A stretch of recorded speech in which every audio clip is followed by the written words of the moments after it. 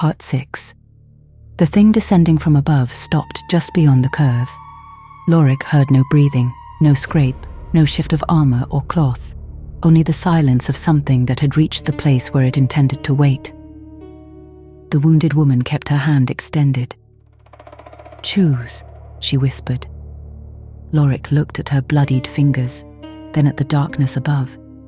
His shoulder burned with each heartbeat, the pain spreading through his chest and down the useless arm.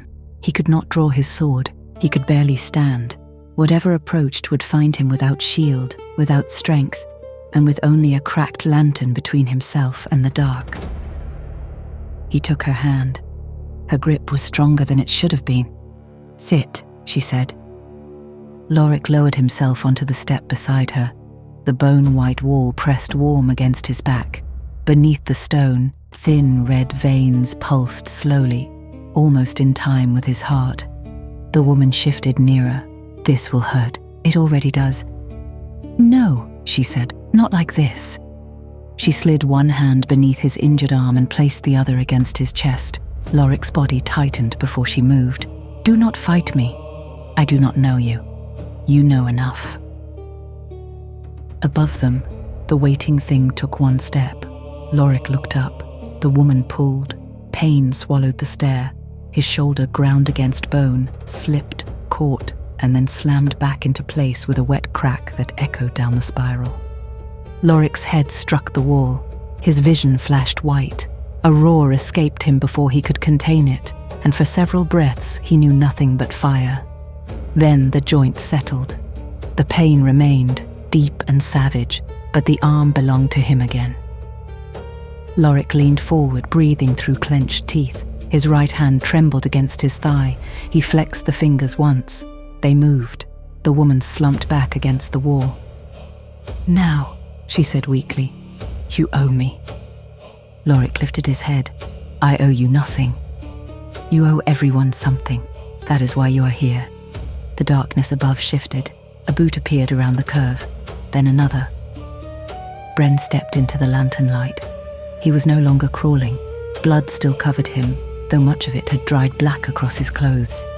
His back was straight. His breathing was steady. The wounds Loric had seen before were gone, except for the shallow puncture in his upper arm. In his right hand, Bren held a small curved knife. Its handle was white bone. The woman's fingers closed around Loric's sleeve. Bren smiled. "There you are," he said. His voice was different now, not stronger, emptier. Loric rose slowly, placing himself between Bren and the woman. His right hand moved toward his sword. The shoulder protested but held. Bren watched him. "She fixed you," he said. "That was kind." The woman's voice came from behind Loric. "He does not understand kindness." "No," Bren replied, "but he understands use." Loric drew the sword. The blade came free more slowly than he wanted, but it came. Bren's smile widened. "You should have helped me when I asked." "You did not need help. Everyone needs help down here. You needed a witness." For the first time, Bren's expression faltered. The stair creaked around them. Loric continued. "You wanted me to see you wounded. You wanted me to hear your warning. You wanted me to meet her already believing she was dangerous." Bren glanced at the woman. "She is dangerous." "So are you. So are you, Oathman." The word entered the air like a blade laid flat against skin. Bren lifted the white-handled knife. "Ask her what is behind the door.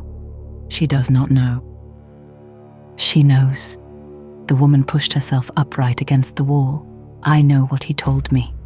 Bren laughed softly. "And who told me?" No one answered. The mouths carved into the black stone below began to open. A whisper moved through them. Not words at first. Breath.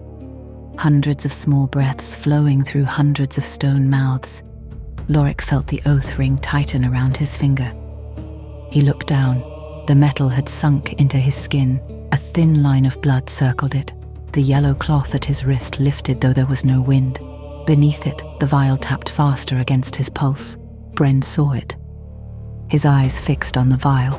"There," he whispered. The woman looked at it too. "What is inside?" she asked. Loric's hand closed around his wrist. "Nothing for either of you." Bren descended one step. The knife turned in his hand. "You have carried it far enough." Loric raised his sword. Bren stopped. The woman tried to stand, but her wounded side failed her. She sank back with a gasp. "Do not let him take it," she said. Bren's face tightened. "Do not let her open it." The stair shuddered. Far below, something immense moved again. This time the motion did not fade. It continued beneath them, a slow turning in the deep, as though a body too large for the earth had rolled in its sleep. The iron rail bent outward. The bone-white wall contracted. The steps behind Bren narrowed until he stood with one boot angled over the hollow. Still, he smiled. "The stair is tired of waiting," he said. Loric looked down toward the black stone mouths. 5 steps below, where darkness had hidden the way, a door now stood across the stair. It had no hinges, no frame, no handle. It was a single slab of dark wood set into nothing, upright where the spiral should have continued. Its surface was marked by thousands of shallow cuts, names. Some were crossed out, some repeated, some appeared freshly carved, the letters wet and pale. At the center of the door was a small circular hollow, the exact size of Loric's vial. The woman saw it. "So that is the key," she whispered. Bren stepped down. Loric swung. Steel met bone. The knife caught the sword near the guard with a sharp crack. Bren twisted his wrist and stepped inside the reach of the blade. Loric drove his helmet into Bren's face. Cartilage broke. Bren stumbled backward, blood bursting from his nose. It was the first blood Loric had seen that truly belonged to him. Bren looked at it on his hand, then laughed. "There you are," he said again. He lunged. The knife cut across Loric's tunic and scraped chainmail beneath. Loric struck Bren with his injured shoulder and nearly collapsed from the pain, but the blow forced Bren against the iron rail. The rail opened around him, not bent, opened. The black iron vines uncoiled and wrapped around Bren's waist. His smile vanished. He clawed at them. "No!" The rail tightened. Bren dropped the knife. The woman dragged herself forward and seized it. Bren reached toward Loric. "Do not believe her." The iron pulled him backward over the hollow. His legs kicked against the stair. For one moment he hung suspended above the darkness, held only by the writhing rail. Then the stair spoke through every mouth in the wall. "Bren Crow!" Bren froze. His face became white. The rail released him. He fell without a sound. Loric watched until the lantern light lost him. Seconds passed. Then a cry rose from far below. Not Bren's voice. Loric's. He stepped back from the edge. The woman had heard it too. Her hand tightened around the knife. "That was you," she said. "No. It had your voice." "No." The stair gave them no time to understand. The door below began to open, not inward, not outward. The wood split vertically down the center, revealing a thin line of yellow light. The same yellow as the cloth around Loric's wrist. The woman stared. Loric could not breathe. Beyond the opening stood a great hall. Sunlight filled it. Banners hung from stone pillars. Yellow banners. Men and women stood in 2 rows, dressed in the colors of the house Loric had served. Their heads were bowed. Their faces were hidden in shadow. At the far end of the hall stood a high seat beneath a carved crest. A figure sat there. Small, still, waiting. Memory rose before Loric could stop it. The hall, the banner, the oath. A hand extended. His younger hand rising, but the memory continued this time. He saw himself kneeling. He saw the oath ring placed upon his finger. He saw a child seated beneath the crest, watching him with solemn eyes. A girl, no older than 8, dark hair, a yellow ribbon tied around her wrist. The hall vanished. Loric staggered. The woman caught his arm. "Who is she?" He pulled away. "I do not know. That is a lie. I do not know."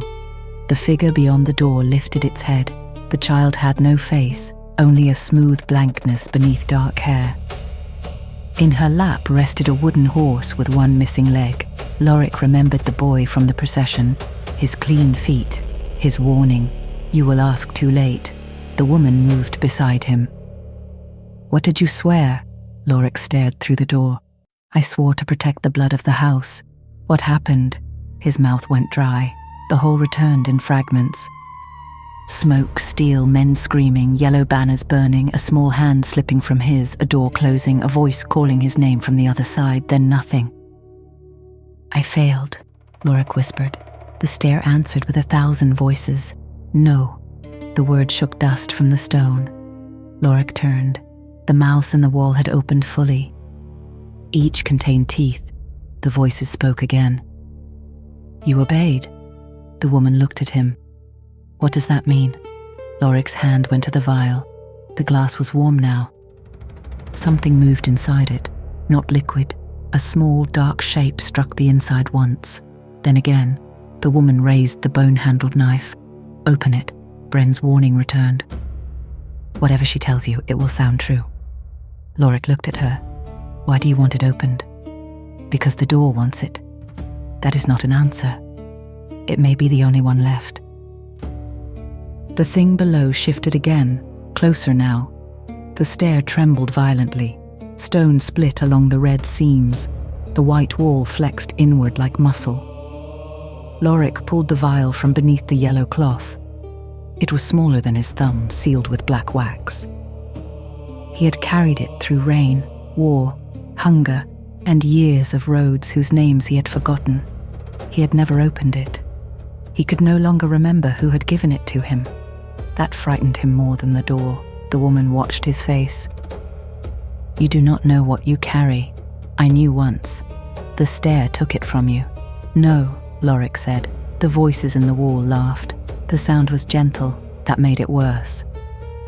Loric pressed the vial into the circular hollow in the door. It fit. The entire stair inhaled. The glass cracked. A sound came from inside the vial. A child whispering. Not a name. A question. "Did you keep him safe?" Loric's heart stopped. The door opened wider. The faceless child in the hall stood. Behind her, the yellow banners fell away. There was no hall, no sunlight, no house, only a chamber filled with shields. Thousands of them, round shields, broken shields, burned shields. Shields bearing crests from houses long dead. Near the front stood Loric's shield, the one he had left above after the fall. It rested among them as though it had been waiting for years. The woman stepped close beside him. "What is this place?" Loric could not answer. At the center of the chamber stood a stone table. A man lay upon it, armored, helmeted, a yellow strip of cloth tied around his wrist. Loric walked through the door. The woman seized his tunic. "Do not." He pulled free. Each step into the chamber felt like walking into a memory before it happened. The man on the table wore Loric's armor. Loric's sword, Loric's oath ring. His helmet covered his face. The cracked lantern beside him still burned. Loric reached for the helmet. Behind him, the woman whispered, "Do not give the stair the name." He removed it. The face beneath was Bren's, not bloodied, not wounded, peaceful, dead. Loric stumbled backward. The chamber doors slammed shut behind him. The woman was trapped outside. Her fists struck the dark wood. "Loric!" The name rang through the chamber. Every shield turned toward him, not moved, turned. Their painted crests twisted like faces looking his way. The body on the table opened its eyes. Bren's mouth moved. Loric's voice came from it. "That is not your name." The oath ring on Loric's hand split. The metal fell away. Beneath it, burned into his skin, was another name, Bren. Loric stared at the letters. The body sat up. Its face began to change. Bren's features softened, darkened, aged, reshaped, until Loric looked upon himself, not as he was now, younger, kneeling in the great hall, taking an oath. The younger Loric looked at him. "You were never sent to find her," he said. Loric could barely speak. "Who?" The younger man smiled sadly. "The child." What happened to her? You gave her to the stair. The chamber filled with the sound of climbing feet. Loric backed away. No. You were ordered to save the house. I swore to protect her.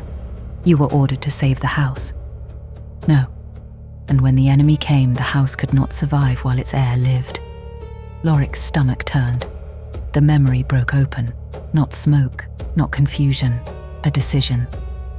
The High Lord shouting, the doors barred, the child crying, Loric carrying her beneath the watchtower, her small hand in his, the stair waiting without a door, a vial placed into his palm.